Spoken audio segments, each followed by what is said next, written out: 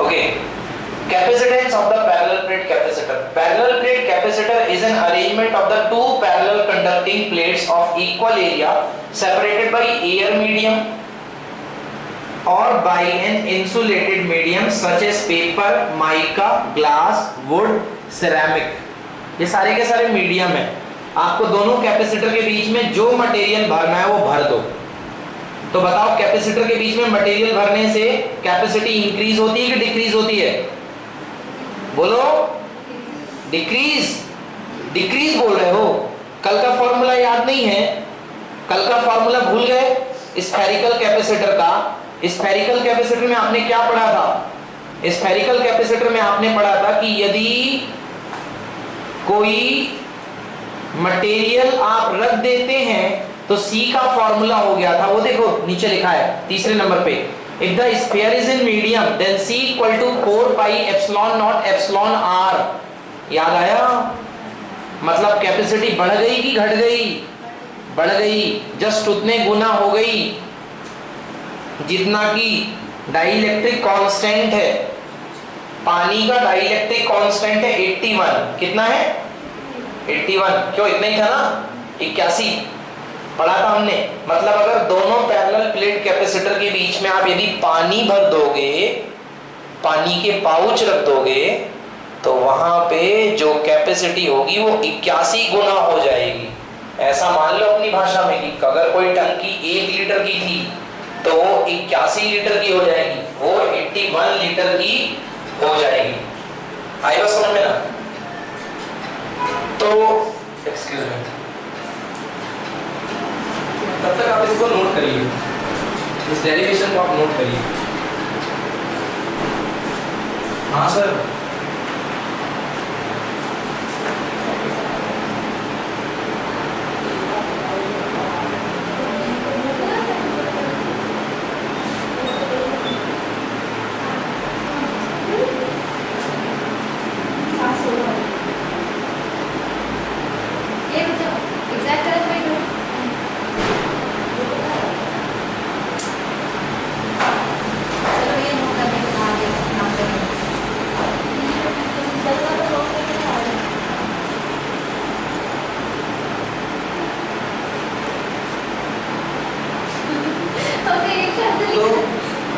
क्या होता है? कैपेसिटी बढ़ती की घटती है? बढ़ जाएगी। डाइलेक्ट्रिक कांस्टेंट रखने से कैपेसिटी बढ़ जाएगी। देखिए, तो अब इसको समझेंगे इस डेरिवेशन को। ये हमने, हमारे पास एक प्लेट है सिग्मा जिसकी चार्ज डेंसिटी है सिग्मा, और दूसरी प्लेट की भी चार्ज डेंसिटी है सिग्मा। सबसे कठिन बात जो होती है इलेक्ट्रिक फील्ड, थोड़ी देर पहले न्यूमेरिकल लगवाया था। इलेक्ट्रिक फील्ड कितना आता है? Sigma upon epsilon not. याद है ना? Sigma upon epsilon not. Electric field की हेल्प से क्या मिल जाएगा? पोटेंशियल। पोटेंशियल का फॉर्मूला हमने पढ़ा रखा है, V equal to E into D, E into D. यदि वो भूल गए तो फिर E को याद करो, E equals to dV by dx। अगर यूनिफॉर्म फील्ड है तो E equals to V upon L या V अपॉन D। भूल गए? E equals to dV by dx, E equals to dV by dx। यदि कांस्टेंट फील्ड है तो E is equals to V upon D, so V equal to E into D। यार electric field की unit volt पर metre है। लोग formula भूल जाएंगे मगर वोल्ट पर मीटर भूलना तो बड़ा मुश्किल है ना, तो इसलिए V equal to E into D। चलिए E के पास चलते हैं। ये है दोनों के बीच की डिस्टेंस, एरिया दोनों के इक्वल है। एक की surface charge density plus sigma, दूसरे की माइनस सिग्मा। ओके, हमें इससे कोई प्रॉब्लम नहीं है। नेक्स्ट, अब देखते हैं, ये आ गया हमारे पास रिलेशन V का। V equals to E into D. V equals to E into D होता है, और E की वैल्यू हमको पता है sigma upon epsilon naught. Agree? E equals to sigma upon epsilon naught. तो ये हमारे पास आ गया V की value sigma D upon epsilon naught. अब मेरे को जल्दी से सिग्मा की वैल्यू बताओ। नहीं बोल पाओगे सिग्मा की value? Charge per unit area. Charge per unit area बोले तो Q upon A, Q upon A। तो ये देखिए V is equal to sigma की जगह रख दिया Q अपॉन A, तो फॉर्मूला बन गया QD upon A epsilon naught. आया समझ में? अब निकालना है कैपेसिटी। क्या निकालना है? कैपेसिटी। कैपेसिटी का फॉर्मूला कौन बताएगा?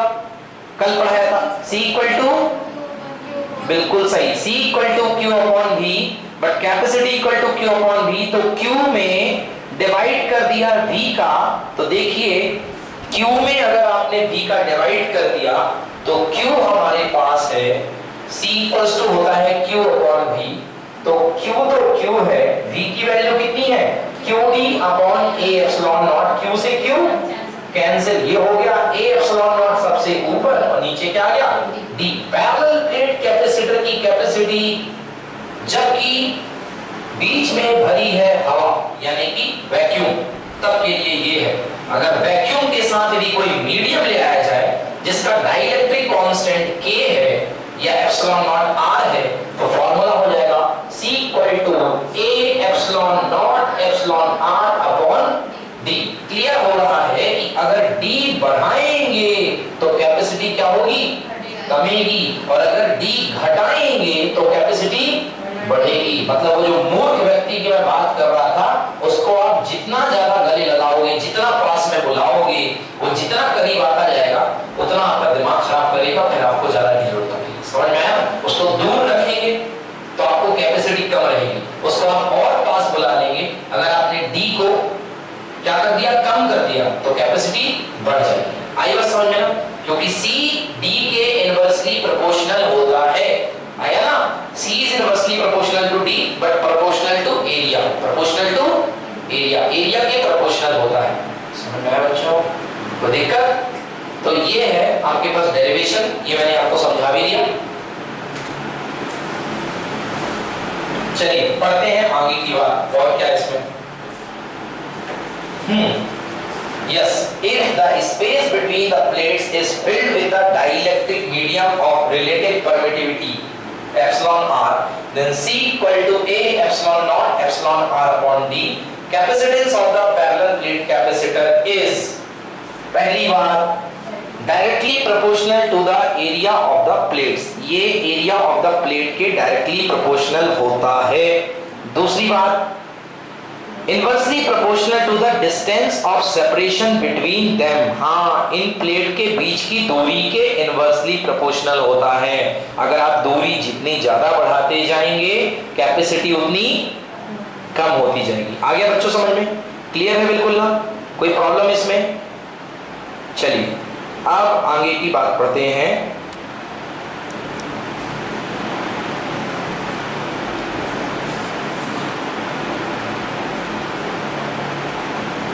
Series combination of the capacitor. Capacitors का सीरीज कॉम्बिनेशन। अच्छा, आपने पिछले साल क्लास 10 में सीरीज कॉम्बिनेशन ऑफ रेजिस्टेंस पढ़ा था कि नहीं पढ़ा? सीरीज कॉम्बिनेशन ऑफ रेजिस्टेंस में आप मुझे कुछ चीज बताइए।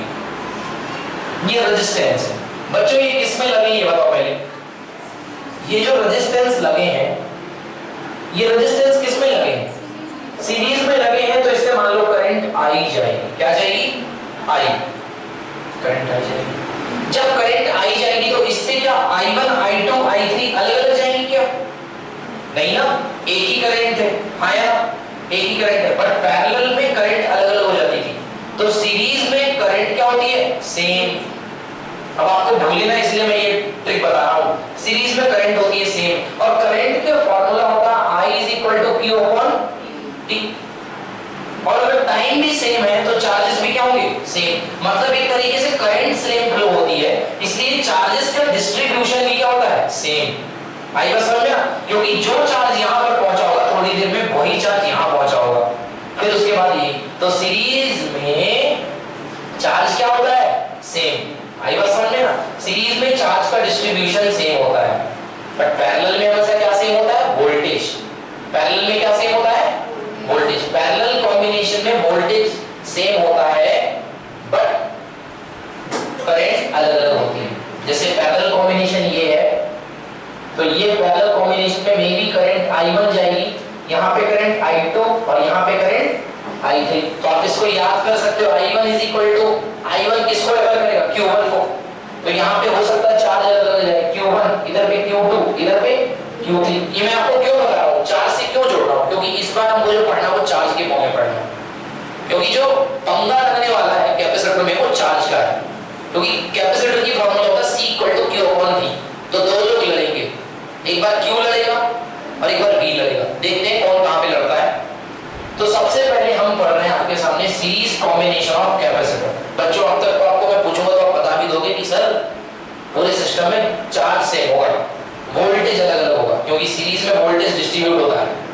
सीरीज में आप लगा दो खूब सारे सिस्टम, घर की कनेक्शन करा दी सीरीज में, पता चला पहले कमरे की टीवी चल रही है और लास्ट कमरे में बल्ब भी नहीं चल रहा है, ठीक ना। सीरीज कनेक्शन में पहले आओ पहले पाओ, रीडिंग के हिसाब से बट गया। ये देखिए ये सीरीज कॉम्बिनेशन है, ये कैपेसिटर पहला, कैपेसिटर दूसरा, कैपेसिटर तीसरा, और ये इनको जोड़ने वाली एक सोर्स बैटरी, ठीक है ना। करंट ने जाने की इच्छा जताई और चार्ज हो गया डिस्ट्रीब्यूट। पहला चार्ज यहां पर प्लस, उसके हिसाब से यहां डेवलप हुआ माइनस, इंडक्शन के कारण यहां पर नहीं, इंडक्शन तो नहीं क्योंकि प्लेट डायरेक्टली कनेक्ट है, यहां पर प्लस, यहां पे माइनस, यहां पे प्लस, यहां पे माइनस, चार्ज चला गया। ओके, देखिए in series combination charge is same in the each capacitor. सभी के कैपेसिटर में जाने वाला चार्ज जो होगा वो सेम होगा। क्लियर, सभी कैपेसिटर में जाने वाला चार्ज सेम होगा। Potential is distributed in inverse proportional of capacitance. हां क्यों, ये क्या लिखा भाई, आप जानते हो कि C = होता है Q/V।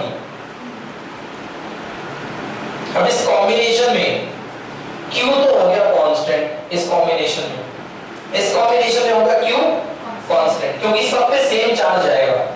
तो C is inversely proportional to V। बहुत अच्छा रोल है बेटे, बहुत काम में आएगा बाद में, क्योंकि सीरीज कॉम्बिनेशन में Q तो कांस्टेंट हो गया, तो कैपेसिटी किसके, कैपेसिटी जो होगी वोल्टेज के इनवर्स में होगी। समझ गए ना, कैपेसिटी वोल्टेज के इनवर्स में होगी, मतलब जिसका वोल्टेज सबसे कम होगा उसकी कैपेसिटी सबसे ज्यादा होगी उस वाले कैपेसिटर की, और जिसका वोल्टेज सबसे ज्यादा होगा उसकी कैपेसिटी सबसे कम। जबकि चार्ज का डिस्ट्रीब्यूशन सेम है बेटा, आया ना। अगली बार क्या मालूम क्या होगा, अगली बार ऐसा होगा पैरेलल में क्या कांस्टेंट होगा, वोल्टेज। तो C = Q/V फिर से लिखना, इस पे बॉक्स लगा देना, ये कांस्टेंट है, तो C प्रोपोर्शनल टू Q।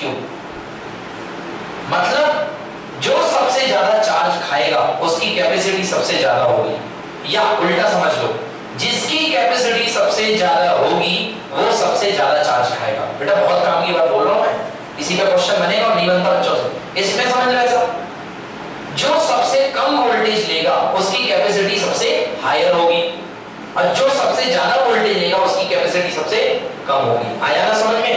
तो इसमें आपका डिस्ट्रीब्यूशन जो होता है वो किसके इनवर्सली प्रोपोर्शनल होता है, वोल्टेज की। The potential is distributed in inverse proportion of capacitance, क्योंकि भैया डिस्ट्रीब्यूट पोटेंशियल को होना है, क्योंकि इनकी कैपेसिटी तो वो जो लेकर के आए हो आप, जितने का कैपेसिटर लगाए हो वो तो फिक्स है भाई। C is inversely proportional to V, तो V भी इनवर्सली प्रोपोर्शनल टू C, मतलब वोल्टेज को डिस्ट्रीब्यूट होना है। अब आपके पास 3 कैपेसिटर दे दिए मैंने, मान लो एक दे दिया 2 माइक्रोफैरड का, 3 का, 1 4 का।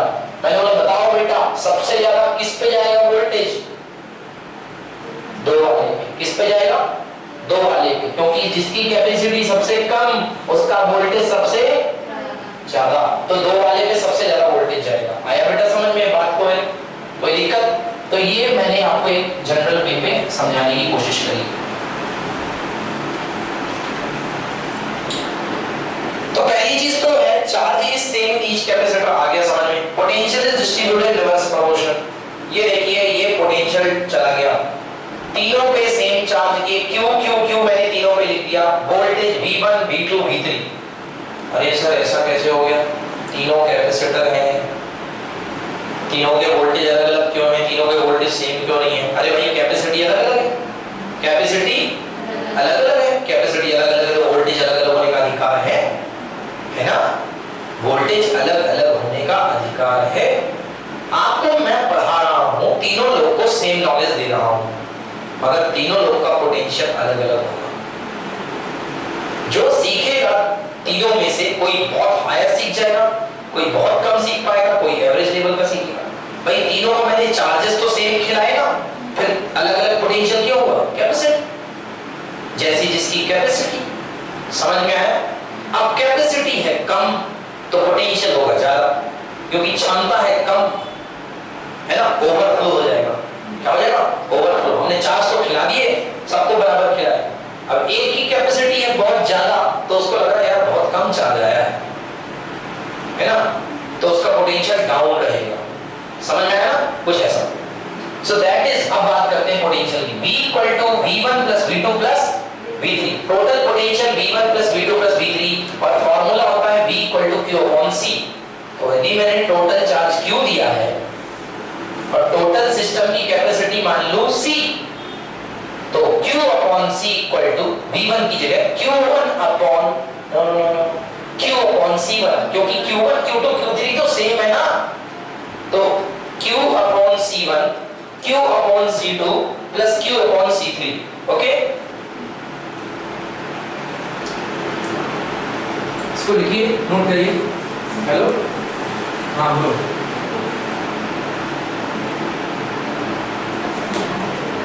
तुम हो कहाँ बेटा? ठीक है, कल मिलना। हाँ, आप यहाँ आ जाओ, बात करो उससे, पूछेंगे। हाँ आ जाओ।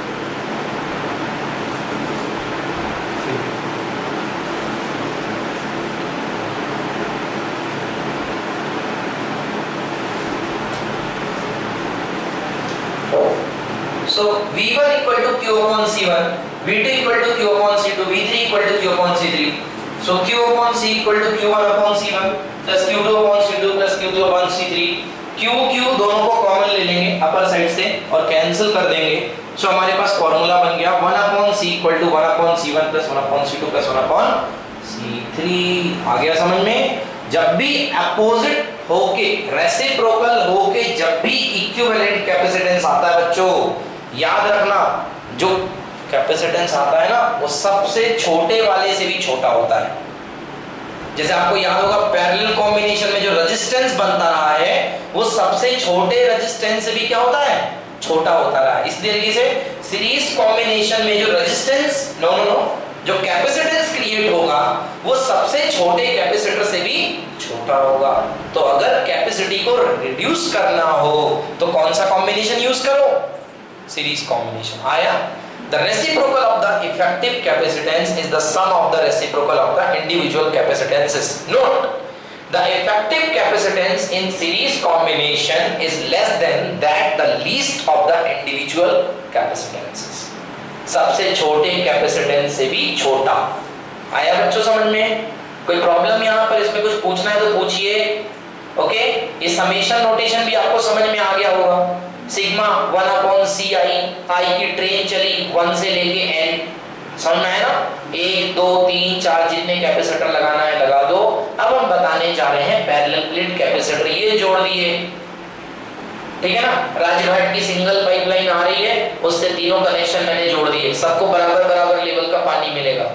अगर सीरीज कनेक्शन कर दिया होता तो पहले वाले अंकल जी बहुत अच्छा पानी उठा रहे होते, दूसरे वाले स्लो, तीसरी वाली आंटी जी लेके बैठी होती जगवग, एक एक बूंद गिर रही होती। ऐसा होता सीरीज में, है ना?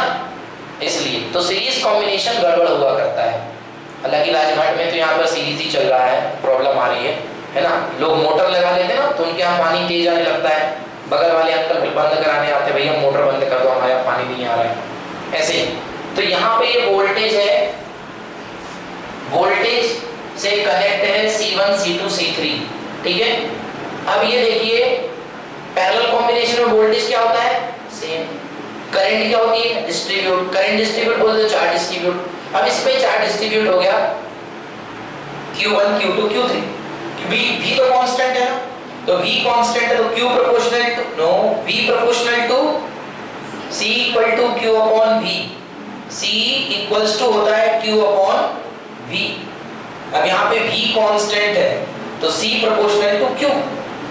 समझ में आया ना? C प्रोपोर्शनल टू Q या Q प्रोपोर्शनल टू C, मतलब जिसकी जितनी ज्यादा कैपेसिटी होगी उस पे उतना ज्यादा चार्ज आएगा। देखो फिर से, नहीं समझ में आया तो भाई C इक्वल्स टू होता है Q अपॉन V। अब यहाँ पे V कांस्टेंट है तो C प्रोपोर्शनल टू Q बोल दो या Q प्रोपोर्शनल टू C। ये बोलना ज्यादा जरूरी है। क्यों बोलना ज्यादा जरूरी है? क्योंकि बटना चार्ज को है। बटना किसको है? चार्ज को है। बेटा डिस्ट्रीब्यूशन इनका होना है और डिस्ट्रीब्यूशन इनका होगा किसके हिसाब से? कैपेसिटी के हिसाब से। जिसकी ज्यादा कैपेसिटी उसका ज्यादा चार्ज, जिसका जितना बड़ा पेट होगा उसके पास उतना खाना जाएगा, सीधी बात है। आया समझ में ना? तो चलिए चार्ज को डिस्ट्रीब्यूट कर देते हैं Q1 Q2 Q3। Total charge चला गया यहाँ पे, डिस्ट्रीब्यूट हो गया। Charges is distributed directly proportional to the capacitance. अभी बताया ना मैंने, Q प्रोपोर्शनल टू C। चलिए ये चार्ज Q1, ये चार्ज Q2, ये charge Q3। So Q equal to Q1 plus Q2 plus Q3। भाई Q को क्या लिख सकता हूँ? C इंटू V, क्योंकि C इक्वल टू होता है Q अपॉन V, तो Q equal to C into V। ये हो गया। Q1 होगा क्या? C1V, Q2 C1 C2V, Q3 C3V। Sir आपने तीनों में V सेम क्यों लिया है? क्योंकि तीनों का पोटेंशियल सेम है इसलिए V सेम लेना पड़ेगा। ये हो गया, टोटल ऐड कर दिया तो CV equal to C1V C2V C3V, VV common लेके cancel. C equal to C1 plus C2 plus C3। Capacity बढ़ गई कि घट गई? अब बोलने का क्या लोगे? बढ़ गई। कैपेसिटी क्या हो गई? बढ़ गई। और जो इफेक्टिव कैपेसिटेंस आएगा वो सबसे बड़े वाले से भी बड़ा होगा, सबसे बड़े वाले से भी बड़ा होगा। इफेक्टिव कैपेसिटी जो होगी वो सबसे बड़े कैपेसिटेंस से भी बड़ी होगी।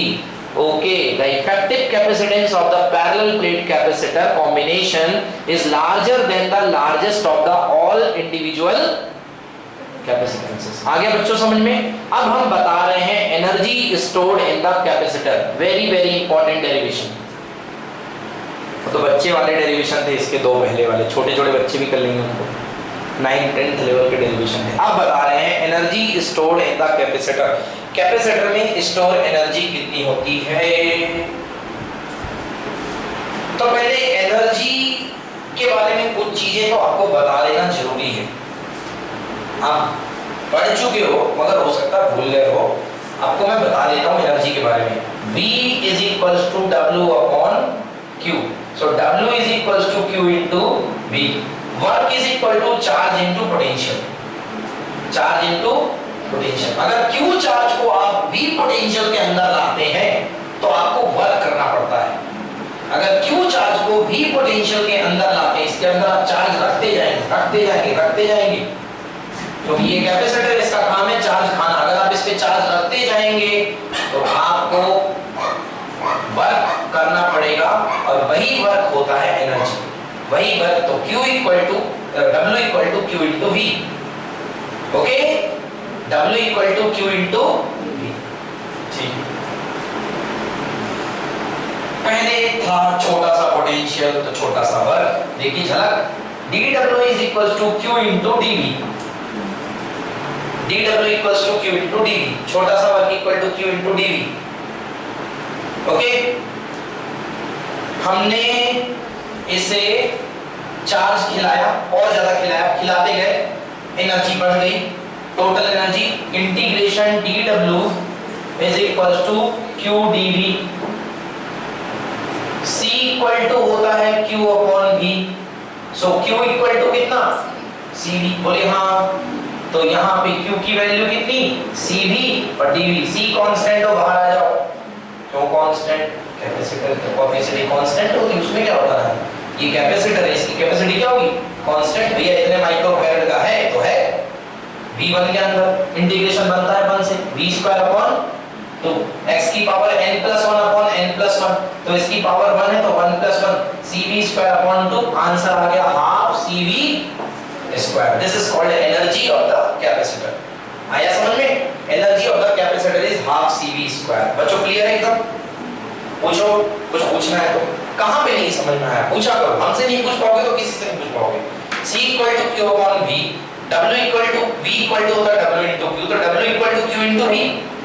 छोटे से पोटेंशियल में छोटा सा वर्क डन, तो पूरा work done equal to Q into dV। Integrate कर दिया तो Q इंटू डी, Q को जल्दी से V में बदलो क्योंकि वेरिएबल V है, हाँ या ना, तो V में बदल दिया तो CV dV, C constant, V का integration V square upon 2, answer हो गया हाफ CV स्क्वायर।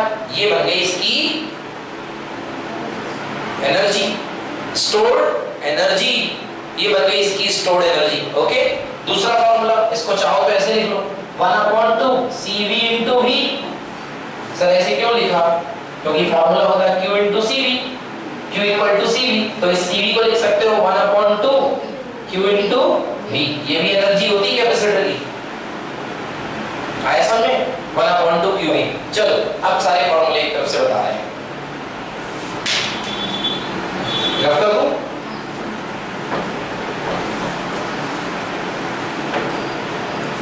ये देखिए, ये दे दी मैंने इसको पोटेंशियल, लग गया पोटेंशियल, होने लगा कैपेसिटर चार्ज खाने लगा। The process of charging a capacitor is equivalent to transferring the charges from one plate to the another plate of the capacitor. The moment charging starts, there is potential difference between the plates. Therefore, to transfer charges against the potential difference, some work is to be done. This work is stored in the electrostatic potential energy in the capacitor. If dq is the charge transferred against the potential difference V, then the work done, बेटा अभी बताया था मैंने, देखो work done equals to होता है V into dq। थोड़ा सा चेंज कर दिया इन लोगों ने, मैंने पोटेंशियल को वेरी कराया है, ये चार्ज को वेरी करा रहे हैं। बेटा दोनों फंडे लगते हैं, ये मत समझना कोई गलत है, दोनों ही फंडे बिल्कुल सही है। इसमें इन लोगों ने पोटेंशियल फिक्स मान लिया है और चार्ज को चेंज करते जा रहे हैं। चलिए, तो V equal to Q upon C into DQ। Okay, वही तो टोटल वर्क डन इंटीग्रेट कर दीजिए, इंटीग्रेट कर दिया, चार्ज की लोअर लिमिट 0 से लेके आपने यदि Q चार्ज तक इसको चार्ज किया है, Q upon C, 1/C constant है बाहर, Q का इंटीग्रेशन कितना, Q स्क्वायर, तो आंसर आ गया 1/2 Q square upon C, 1/2 Q square upon C। अब देखो 1/2 Q स्क्वायर अपॉन C है, 1/2 को 1/2 रहने दो, Q की वैल्यू कितनी होती है CV, पढ़े हो कि नहीं पढ़े हो? Q इक्वल टू CV, तो यदि Q स्क्वायर करोगे तो आएगा C square V square, C square V square upon C, तो C से C हो गए कैंसिल, आंसर क्या आ गया 1/2 CV स्क्वायर।